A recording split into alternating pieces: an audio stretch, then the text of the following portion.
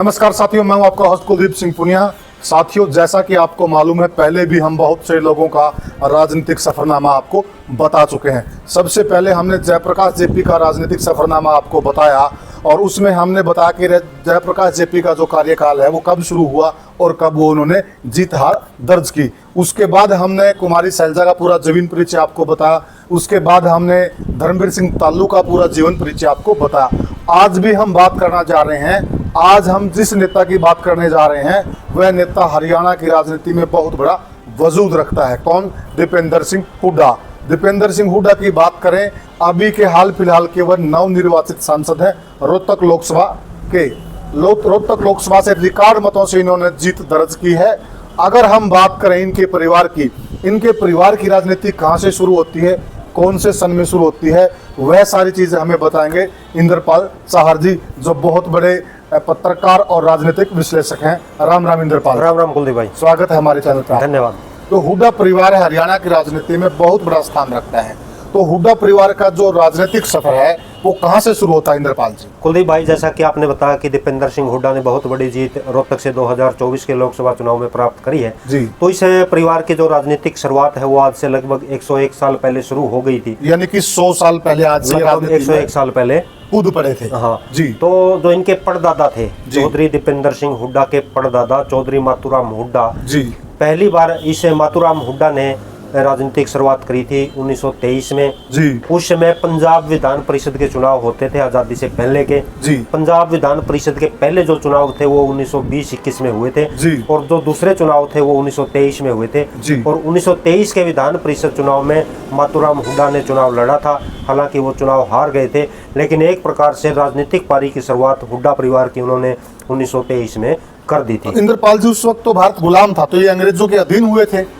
कुलदीप भाई, जब प्रथम विश्व युद्ध हुआ था जी। उसके बाद जिस प्रकार से भारतीयों ने अंग्रेजों की मदद की थी जी। तो उन्होंने वादा किया था कि चुनाव विश्व युद्ध के बाद थोड़े बहुत अधिकार भारतीयों को दिए जाएंगे जी। और उसी सिलसिले में जो पहले चुनाव आज़ादी से पहले ही हो गए थे वो 1920 में इनकी शुरुआत हो गई थी। तो इनकी शुरुआत होती है 1923 में। 1923 से। तो उसके बाद इस परिवार का जो अगला वारिस है राजनीति का, वो कौन मैदान में आता है? इसके बाद आते हैं चौधरी दीपेंद्र सिंह हुड्डा के दादा जी। रणबीर सिंह हुड्डा और चौधरी भूपेंद्र सिंह हुड्डा के पिता रणबीर हुड्डा, जो संविधान सभा के भी सदस्य थे जी। उन्हें जब आजादी के बाद पहली बार 1952 में लोकसभा और विधानसभा के चुनाव एक साथ हुए थे पूरे भारत में जी। तो पहली बार 1952 में रोहतक लोकसभा क्षेत्र से चौधरी रणबीर सिंह हुड्डा ने जीत दर्ज करी थथी जी। और अगला चुनाव 5 साल बाद जब हुआ था 1957 में जी। तो इस चुनाव में भी रणबीर सिंह हुड्डा ने जीत दर्ज करी थी।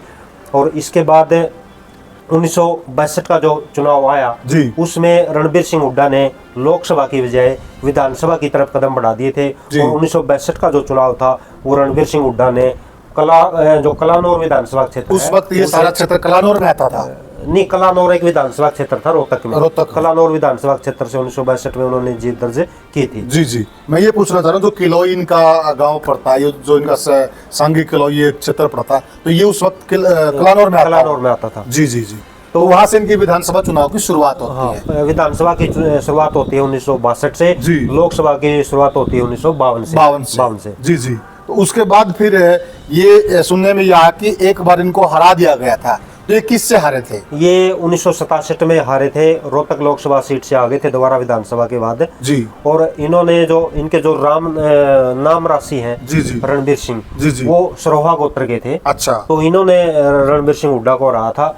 आमतौर पर यानी कि इनका जो दूसरा विधानसभा चुनाव था उसमें ये लोकसभा का 1967 में 1967 में इन्होंने दोबारा मतलब लोकसभा में एंट्री कर दी थी। अच्छा। तो रणवीर सिंह से ही आ रहे थे सरोहा से। आमतौर पर जो पत्रकार बंधु हैं जब रिकॉर्ड देखते हैं तो 1967 में भी उसमें पूरी डिटेल नहीं लिखी, गोत्र नहीं लिखा है, सिर्फ नाम लिखा है रणवीर सिंह। अच्छा। तो आमतौर पर देखते हैं कि रोहतक से अगर रणवीर सिंह है तो वो रणवीर सिंह हुड्डा को ही लेते हैं, लेकिन ये इन्होंने रणवीर सिंह हुड्डा उसमें हार गए थे और रणवीर सिंह सरोहा इसमें जीते थे।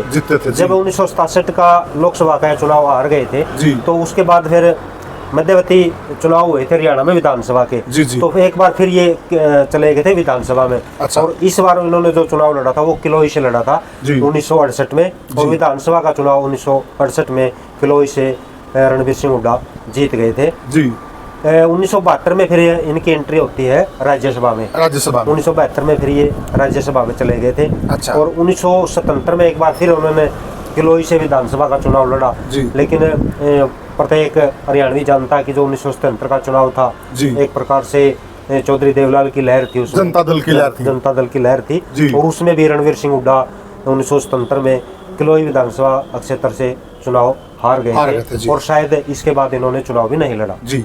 तो इसके बाद फिर भूपेंद्र सिंह हुड्डा राजनीति में कब आते हैं? भूपेंद्र सिंह हुड्डा राजनीति में आते हैं 1982 में जी।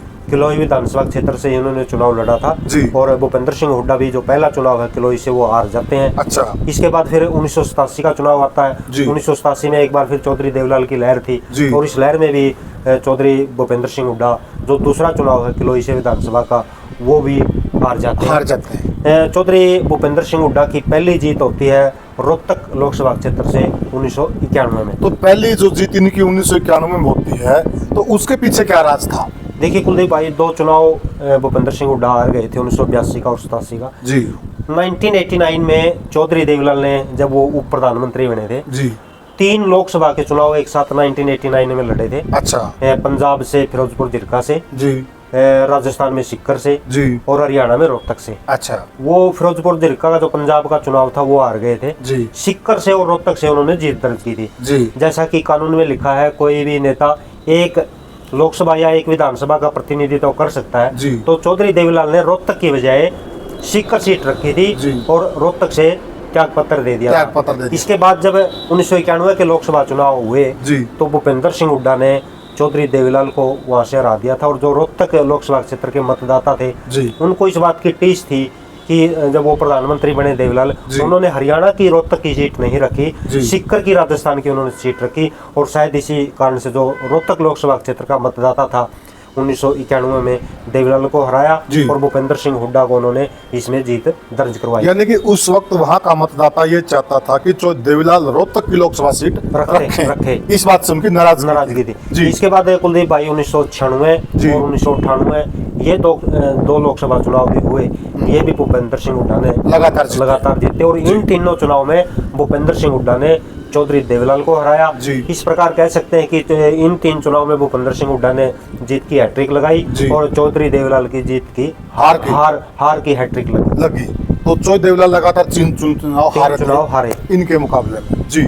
तो उसके बाद भूपेंद्र सिंह हुड्डा सुनने में आता कि जो 1999 का चुनाव वो हार गए थे, उसके पीछे क्या कारण था? उसके पीछे तो कुलदीप भाई जो राजनीतिक जानकार है और आम मतदाता भी जानता है कि जो 1999 का चुनाव था वो कारगिल युद्ध के बाद हुआ था और उसमें अटल बिहारी की अच्छी छवि थी, भारत ने पाकिस्तान के विरुद्ध जीत दर्ज की थी। तो एक प्रकार से जैसे ही पिछले 2-3 चुनाव में मोदी की लहर रही है उसी प्रकार उस समय अटल की लहर थी और इस लहर में 1999 में भूपेंद्र सिंह हुड्डा लोकसभा का चुनाव हार गए थे और कैप्टन इंदर सिंह ने भूपेंद्र सिंह हुड्डा को इस चुनाव में हराया था जी। इसके बाद कुलदीप भाई जब भूपेंद्र सिंह हुड्डा 1999 का चुनाव हार गए थे उसके बाद हरियाणा में सन 2000 में विधानसभा के चुनाव हुए और 1999 का चुनाव हारने के बाद भूपेंद्र सिंह हुड्डा ने किलोई विधानसभा क्षेत्र से विधानसभा में एंट्री मारी और वो 2000 का जो किलोई से विधानसभा का चुनाव था वो जीत गए थे। इसके बाद जब 2004 में लोकसभा के चुनाव हुए तो एक बार फिर भूपेंद्र सिंह हुड्डा ने लोकसभा की तरफ रुख किया और वो 2004 का लोकसभा का चुनाव जीत गए थे।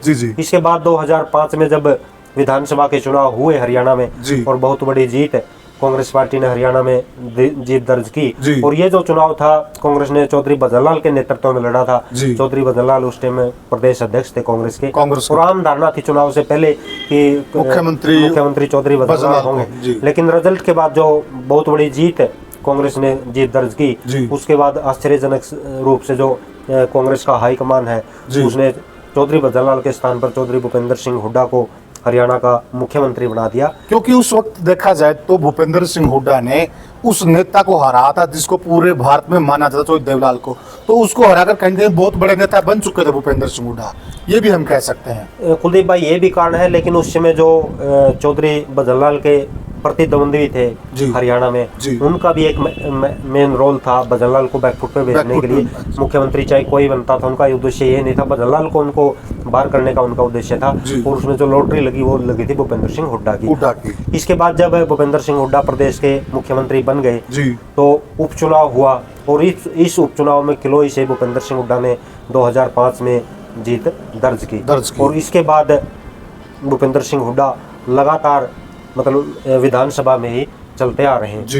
इसके बाद 2005 के बाद चौधरी भूपेंद्र सिंह हुड्डा ने 2009, 2014 और 2019 में किलोई गढ़ी सांपला किलोई, क्योंकि जब 2009 का परिसीमन लागू हुआ तो उसमें इसका नाम बदल गया था, तो गढ़ी सांपला किलोई इसका नाम ये रख दिया गया था, हल्के का नाम। तो 2005, 2009, 2014 और 2019 में गढ़ी मतलब सांपला किलोई से इसमें भूपेंद्र सिंह हुड्डा ने जीत दर्ज की। लेकिन जब 2019 का लोकसभा चुनाव आया तो उस समय कहा गया कि जो कांग्रेस के दिग्गज नेता हैं उनको लोकसभा का चुनाव लड़ना चाहिए। तो इसी क्रम में सोनीपत लोकसभा क्षेत्र से भूपेंद्र सिंह हुड्डा को लोकसभा का चुनाव लड़ाया गया, लेकिन वो लोकसभा का चुनाव 2019 में हार गए थे मोदी लहर के जी। इसके बाद फिर इस परिवार में जैसा कि आपने बताया कि दीपेंद्र सिंह हुड्डा ने बहुत शानदार जीत दर्ज की है, तो मातुराम हुड्डा की चौथी पीढ़ी में फिर आता है नाम दीपेंद्र सिंह हुड्डा का। जब भूपेंद्र सिंह हुड्डा मुख्यमंत्री बन गए 2005 में, तो उस समय वो लोकसभा के सदस्य थे।